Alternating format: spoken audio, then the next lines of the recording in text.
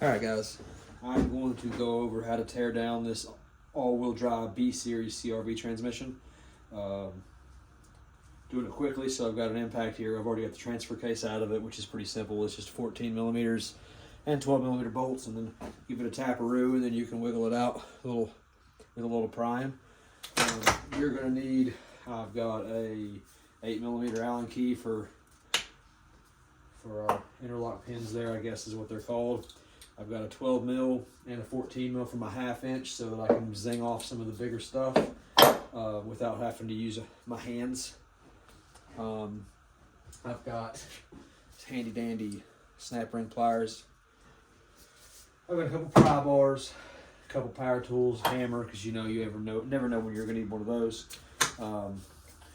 So I'm gonna start. I've got one 12 mil on the inside in here, and I'm really bad for forgetting it. So I'm going to go ahead and pull that out first.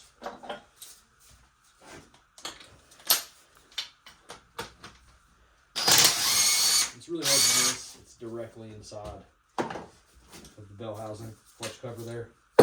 So super simple. Let's try to sit on too many times. Let's go ahead and get some spring bolts out here. Get all of our little stuff taken care of.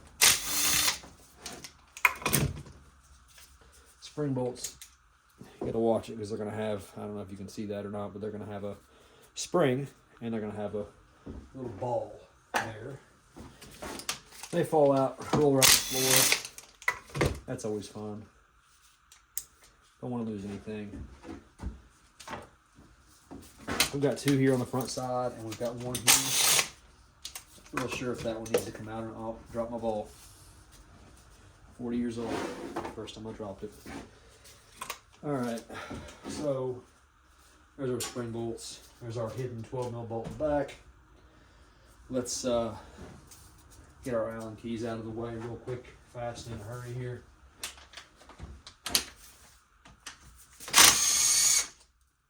The top one is the one that she told you not to worry about. The side one looks a whole lot like a D-Series interlock bolt. I said I'm assuming that's what it's called because I'm kind of retarded. So, got my, I'll go ahead and leave these bolts in there.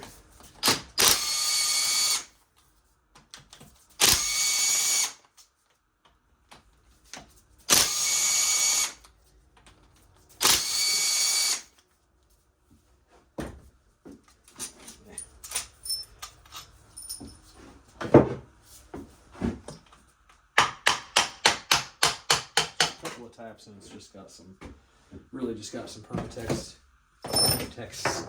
kind of no T at the end of that, kind of holding her down. Nothing crazy. Oh, I'll have to get this thing out. I'm always struggling with it. Getting it to spin for me. There we go. Right on out that time. All right, now we can flip her. I've already drained this thing, so hopefully not too much more comes out. Put it up on a couple planks of wood. Keeps it bottoming out the input shaft. We got a reverse bolt here, which is actually loose, so that's a good sign. I did not loosen that. I've got my spot up here for my counter shaft snap ring. Keep this thing in there, don't strip it out. There's red thread lock in there, it looks like, so you don't want to damage anything in there. At that point, handy dandy snap ring pliers. Opened up good. This thing's disgusting. I don't really know who had this thing apart before, and it was in an all-wheel drive car. It got dropped off here from Detroit, I believe it was. And man, whoever put it together did not care very much about its well-being.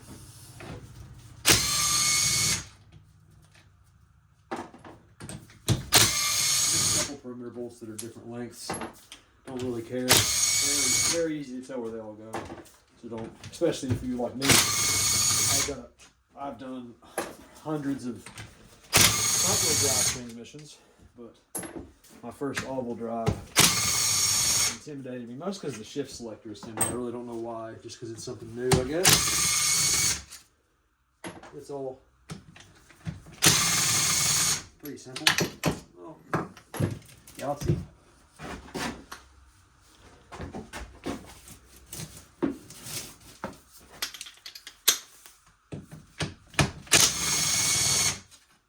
Notice I didn't remove the reverse sensor or anything like that, so no biggie. This is small persuader first. Give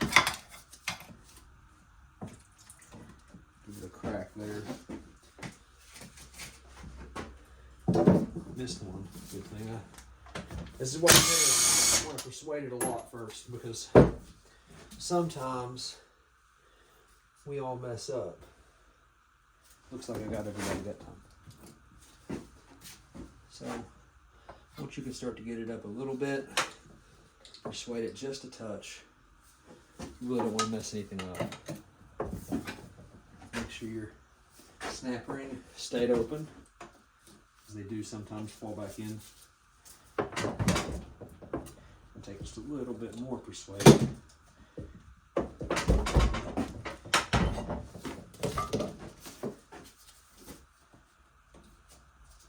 Depending on how damaged the transmission is too, it's going to play a huge role in how it seems to come apart.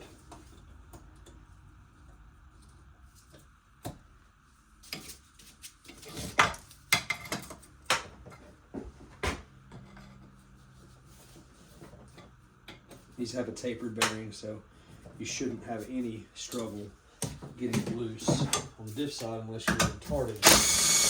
Checked it twice and still forgot a bolt. It was covered in mud. So, ignore my ignorance.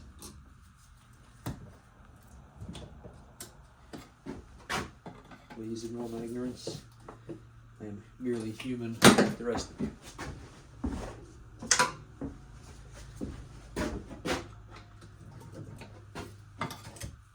The snap ring just keeps on falling back in here. Which is not a common theme, but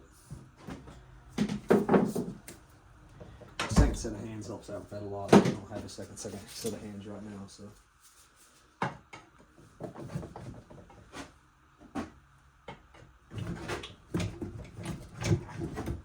Gosh, I was trying to come up with it. It's always a pain.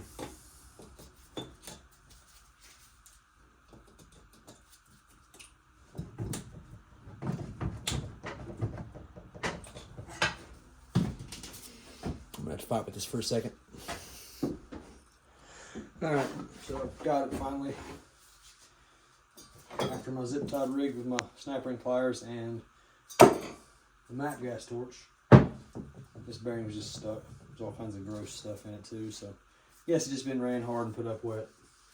Everything else about this is basically the same as your typical front wheel drive. Reverse fork, reverse idler.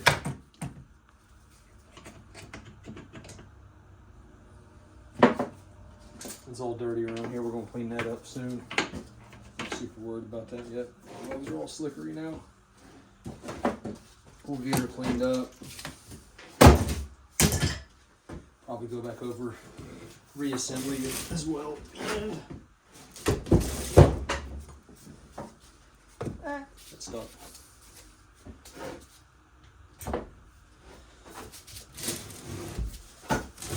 Some space here to let our gear sets out. It's gross, but we're washing everything anyway. We've got a real nice cleaning tanks.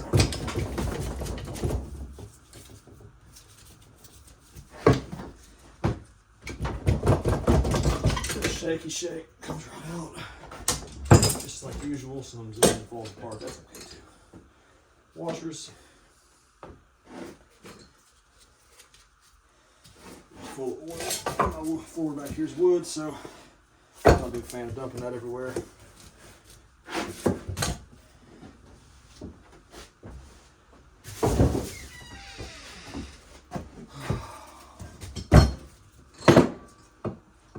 She'll get mad at me.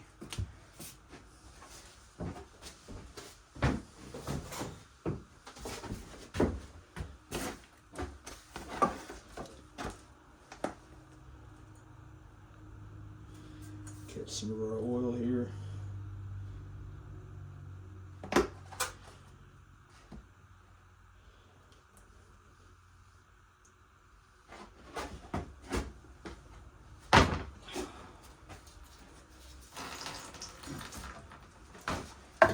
We got our diff.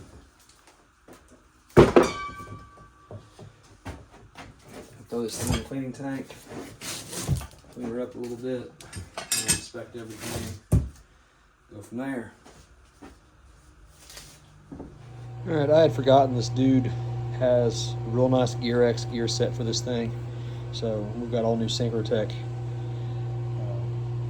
sleeves and synchros and springs and bearings and all kinds of fancy stuff. So we're not really super worried about anything on this. Maybe the hubs, the bearings, the innermost bearings that we might be reusing. Shift forks, making sure they look pretty good. We were putting an M-Factory helical LSD in it. So none of this stuff really matters, but there they are at the top. This stuff had all fallen off, so kind of ignore that. But anyway, that was the quick teardown. I'm going to clean the cases up and show you all how we do that. You can tell me if you do any different, but we'll get it all cleaned up and get the nice parts down here, and probably end the video there, and may do an assembly one later. We'll see.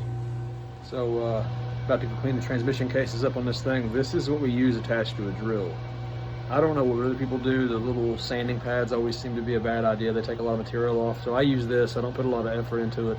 Sometimes a razor blade if it's caked on really bad, but this just kind of cleans the sealing surfaces up well without making a big old mess. So, yep. There's the warehouse in the clean tank. This is our overpriced tank that I've rented for a few years. But transmission cover looking a little better. We're gonna clean up the surface and then throw it back in here afterwards, maybe take a little bit more off. All right, so wanted you guys to know how I got the case off whenever, so the snap ring, you know, it opened fine, snap ring pliers, but it was, the bearing was stuck, and it gave it a wiggle, fought with it a little bit. Should have went ahead and videoed it, but it was frustrating me being on video while trying to do it. So what I basically did was took my snap ring pliers, and I didn't have an extra set of hands, so I opened them up all the way and zip tied the handles so that it would hold them spread, and then came over here and hit this area with the MAC gas torch to make it grow just a little bit, and then I was finally able to get it actually fell out before I even tried on anything. I could just hear it go kerplop. So I don't really know why it happened. It doesn't happen very often, and it seems like it does happen on the most abused transmissions I work on. So yeah, that worked. So here's our rig for our case cleaning, and if you don't like it, whatever. All right, so case is clean, and didn't forget the selector area. You don't have to hit it super hard. You're just trying to get the old stuff off, and you don't want to take any material off. So that's it. So I got everything unpackaged here. That's going into this all-wheel drive trans. It's still dirty. I mean, cases are getting cleaned right now. We've got M-Factory LSD, Synchrotech kit there, sleeves, etc. Final drive and stout. 1-2 set. 3 and 4. We're going to use a stock 5th in this case, I believe. So no cuff. Streetcar stuff. All-wheel drive. Man, this stuff looks beautiful. We sell it, we install it. I mean, just look at it.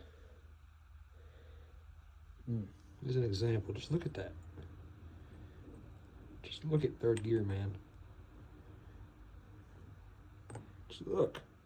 All right, that's it for now on this trans. Got everything unboxed and cleaned up, and assemble the shafts later, and maybe do a video on that. I don't know. This is already farther than I plan to go. Just trying to get you guys some sort of content because you like to see my ugly mug. Y'all keep saying I'm getting old. Is it this? Well, I like it, so does my wife. Your wife probably does too. All right, you guys, like and subscribe and all that stuff. Let me know what kind of content you want. Just, y'all have a great day.